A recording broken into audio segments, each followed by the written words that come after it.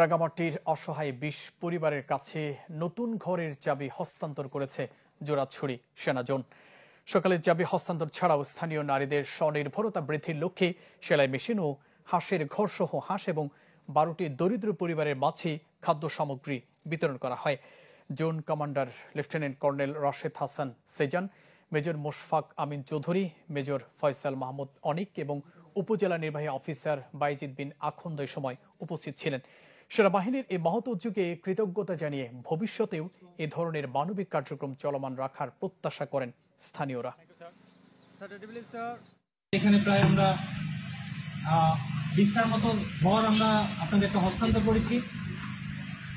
এই ঘরগুলো আমাদের সব সমস্যা নিরসন করে দিবে না।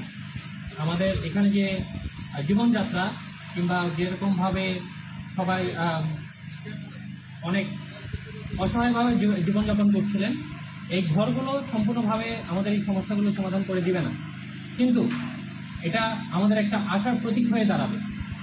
আমরা একই সাথে কর্মসংস্থানের জন্য বাকি যে জিনিসগুলো দিয়েছি সেগুলা শুধুমাত্র যেন একটা শুরু হয়। এই শুরুর মাধ্যমে আমরা সামনে যেন আরো অনেক বড় কিছু করতে পারি। আমাদের নিজের কর্মসংস্থান যেটা আছে সেটা যেন আরো ধীরে ধীরে বৃদ্ধি করতে পারি।